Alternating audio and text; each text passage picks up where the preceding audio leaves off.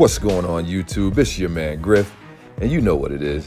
Listen, we got some business to work out with Chevrolet, but before we do that, do me a favor, hop in that passenger seat, and you know what to do. Hit that subscribe button if you're not already subscribed, and do me a favor, guys. Everybody who watches this video, please hit that thumbs up button. It promotes the video, and this one's gonna be a good conversation. Strap in, let's roll.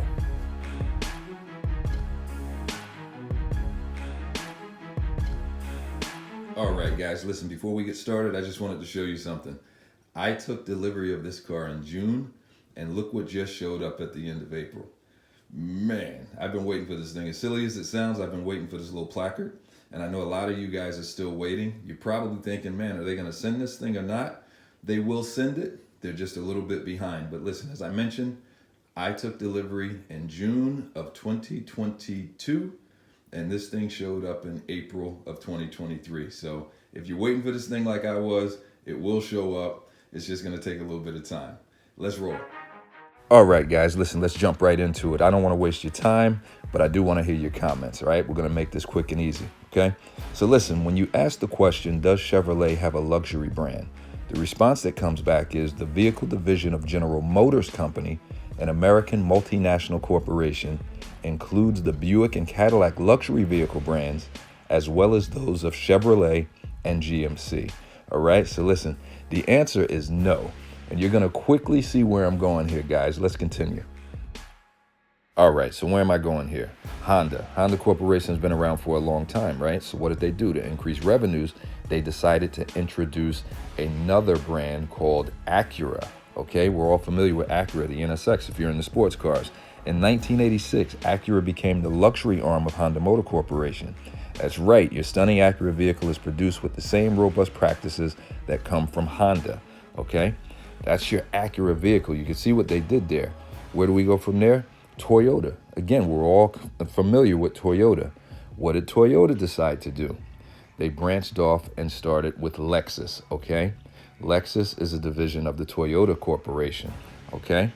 Lexus is basically the luxury vehicle division of the Japanese automaker Toyota. The Lexus brand is marked in more than 90 countries and territories worldwide and is Japan's largest selling market of premium cars. It is ranked among the 10 largest Japanese global brands in the market value. All right. Same applies to Nissan, guys. Nissan, again, has been around for a long time. What did they do? They elevated themselves and took off with Infiniti. Okay. Again, we're all familiar with Infiniti, all right? Who is Infiniti? Infiniti, have you ever wondered, where's Infiniti made? It's no secret that Infiniti is the luxury auto brand from Japan that you might wonder who owns Infiniti. Okay, so basically, guys, you can see that Infiniti is owned by Nissan.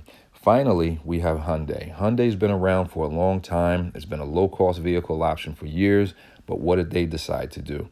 They decided to introduce Genesis, okay? And what is Genesis? Genesis is made by Hyundai. Genesis is Hyundai's luxury vehicle division.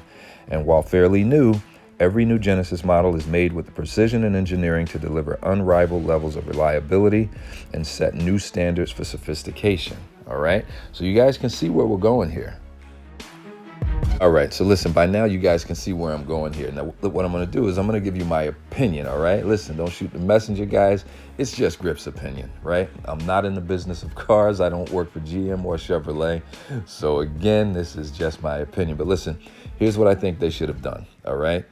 The way they revitalized and revamped the Corvette, I mean, honestly, there's a couple slight lines that still looks like a Corvette, but they've completely revitalized this design and this platform, and it looks completely different. And I think a lot of us know what they were actually going for with this car, all right? They were going for a more exotic look, all right? Now with that, again, Griff's opinion is, I think that they should have branched off like the other car companies and not necessarily developed a luxury Chevrolet brand, but possibly another brand for performance, sports, or exotic vehicles, okay? The way this car looks, they could have taken this thing and actually started development in a completely different direction. A lot of what it looks like to now, and there's plenty of room for expansion to do a lot of other things in terms of styling and performance. But I think that if Chevrolet had branched off, it would have given them a better foothold into the market of being an exotic vehicle, okay? I'm going to continue to repeat myself and say it's just my opinion because I know some of you guys may disagree. Some of you guys may agree. But listen, at the end of the day, guys, regardless of what they do with this vehicle, okay, at the end of the day, it is still a Chevy, okay? Nothing against Chevy. I've owned a ton of Chevy products. I actually like those products. But at the end of the day, it's just a Chevy. It's a Chevy Corvette, right? So no matter how stunning you make it, you know, no matter how incredible you make it, some of the naysayers are going to continue to say it's still a Chevy, okay? Had you branched off and created another company, a higher end performance vehicle company, okay, with maybe some better manufacturing processes, okay? All car companies have the same issues, guys. I'm being funny by saying that. There's always going to be some imperfections in manufacturing, okay? So it's nothing against Chevrolet or GM, okay? But I just seriously think that they had an opportunity here to branch off and do something completely different, all right? So you have some folks that drive Porsche, Lamborghini, Ferrari, and some of the other high-end vehicles, okay, that are much more expensive. A lot of those folks are starting to teeter over and look at that Z06, all right, because the performance spec, you know, kind of exceeds some of the things that they're paying $250,000, $300,000 for in those upper echelon vehicles, okay? So a lot of those guys are curious about what's under the tail of this Z06, all right?